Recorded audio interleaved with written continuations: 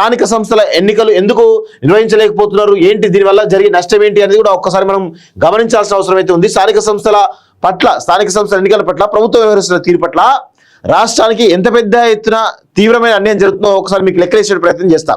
So ఇప్పుడు for suppose sarpanch ఎన్నికలు, MPTC ZPTC ఎన్నికలు జరగక దాదాపు 1.5 year అయితే ఉంది. 1.5 year దగ్గరికి వస్తూ ఉంది.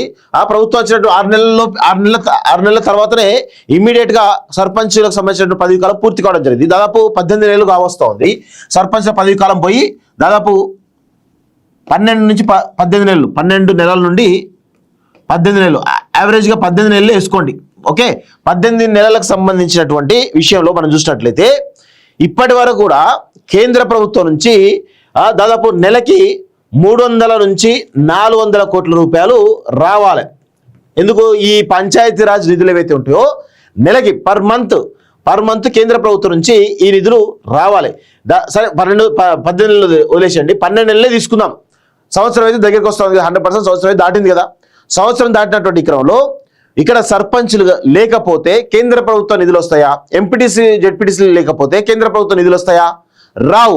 సో ఈ రానటువంటి పక్షంలో ఇప్పుడు ఈ నెలలో ఏవైతే 300 కోట్లు అనుకుందాం, 300 కోట్లు అంటే దాదాపు ఇప్పటి వరకు 3600 కోట్లకు పైగా కేంద్ర ప్రభుత్వ నిధులు రాలేదు. మరి ఎందుకు? ఎవరు మన దీనివల్ల ఎంత నష్టం జరుగుతుందో రాష్ట్రానికి ఒకసారి మీరు అర్థం చేసుకోవాలి. రాష్ట్రానికి ఎంత పెద్ద ఎత్తున నష్టం జరుగుతుందో ఒకసారి ఆలోచించుకోవాల్సిన అవసరం అయితే ఉంది ఈ రాష్ట్ర ప్రభుత్వం. సో రాష్ట్ర ప్రభుత్వం ఎందుకు తాత్సారం చేస్తుంది? మేము 42% రిజర్వేషన్ను ఇస్తామని చెప్పినటువంటి ఈ రాష్ట్ర ప్రభుత్వం దీనిపైన ఏ ఫోకస్ పెట్టింది అని మేము అడుగుతా ఉన్నాం. ఎలాంటి ఫోకస్ పెట్టకుండా, ఏం చేయకుండా ఇక్కడ మాట్లాడడం ఏదైతుందో ఇది నిజంగా దుర్మార్గమైన విషయంగా మనం అయితే చెప్పొచ్చు మిత్రులారా. 100% వాస్తవం. సో 3600 కోట్లకు పైగా ఇప్పటి వరకు కేంద్ర ప్రభుత్వ నిధులు మనకు రాలేదు. కేంద్ర ప్రభుత్వం నుంచి రావాలి అంటే 100% సర్పంచులు, ఎంపీటీసీలు, జెడ్పీటీసీలు ఉండాల్సిందే. కేవలం పంచాయతీరాజ్ నిధులు ఏవైతే ఉన్నాయో అవే వస్తాయి 300 కోట్లకు పైగా. ఇంకా నేను తక్కువ చెప్తున్నాను, ఎక్కువ ఉండే అవకాశాలు ఉన్నాయి. సో రేవంత్ ప్రభుత్వం ఎందుకు దీనిపైన ఫోకస్ పెట్టడం లేదు? ఎందుకు తాత్సారం చేస్తూ ఉంది? దీనివల్ల జరిగేటువంటి నష్టం గురించి ఏమైనా ఆలోచిస్తున్నదా ఈ రాష్ట్ర ప్రభుత్వం అంటే నాకైతే డౌటే, అనుమానంగా కనబడతా ఉంది. సో ఇప్పటికైనా రేవంత్ రెడ్డి తెలుసుకోవాలి, కాంగ్రెస్ ప్రభుత్వం తెలుసుకోవాలి ఏం జరుగుతుంది. మీరు సర్పంచ్ ఎన్నికలు పెట్టకపోవడం వల్ల జరిగేటువంటి నష్టం తెలంగాణకు ఏ విధంగా ఉందో అర్థం చేసుకోవాలి. సో ఇప్పుడు రాష్ట్ర ప్రభుత్వ ఖజానాలో డబ్బులు లేవంటున్నారు.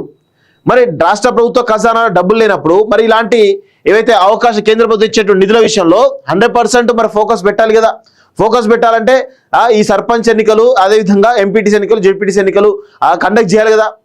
సో వీళ్ళేమో డెడికేట్ కమిషన్ అని అదని ఏదో మభ్యపెట్టే మాటలు చెప్పింది తప్ప ఎక్కడ కూడా ఒక నీతిగా, నిజాయితీగా, నిబద్ధతతో వీళ్ళు చేయలేదు అనేది చాలా స్పష్టంగా అర్థమవుతా ఉంది. దానివల్లే హైకోర్టులో కేసు వీగిపోయింది.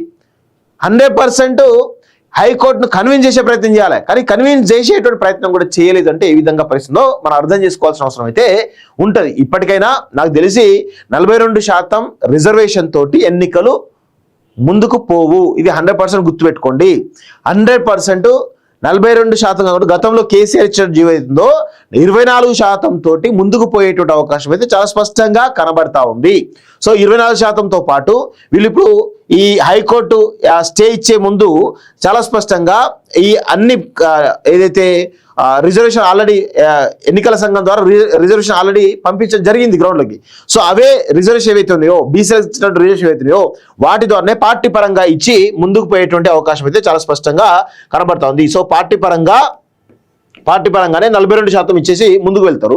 సో ఇది అందరూ కూడా గుర్తుపెట్టుకోవాల్సిన అవసరం అయితే ఉంది. సో అదిగా లీగల్గా ఎప్పటికి కూడా బీసీలకు న్యాయం జరగదు. ఎందుకంటే బీసీలకు ప్రథమ శత్రువు ఈ దేశంలో ఉన్నటువంటి అగ్రవర్ణాలు, బీసీలకు ప్రథమ శత్రువు ఈ దేశ రాజ్యాంగం, బీసీలకు ప్రథమ శత్రువు ఆ బీసీలకు ఈ శత్రువులు ఎవరైతే ఉన్నారో వాళ్ళు లిస్ట్ చేస్తున్నారో జ్యుడిషియరీ సిస్టమ్ కానీ, ఇటు పొలిటికల్ సిస్టమ్ కానీ, ఇటు అడ్మినిస్ట్రేటివ్ సిస్టమ్ కానీ ఇవన్నీ కూడా బీసీలకు శత్రువుగా ఉన్నాయి. ఈ దేశాన్ని నడిపే ఈ వ్యవస్థలన్నీ కూడా బీసీలకు వ్యతిరేకంగా ఉన్నప్పుడు బీసీలకు ఏ విధంగా న్యాయం జరుగుతుంది ఒకసారి ప్రజలందరూ కూడా ఆలోచించుకోవాల్సిన అవసరం అయితే ఉంటుంది. చాలా మంది చెప్పలేరు రాజ్యాంగం బీసీల శత్రువు అని ఎవరు చెప్తారా? నేను చెప్పగలుగుతున్నాను. ఎందుకంటే 100% బీసీలకు తీవ్రమైనటువంటి అన్యాయం జరుగుతుంది అనేది చాలా స్పష్టంగా నేను చెప్పగలుగుతున్నాను.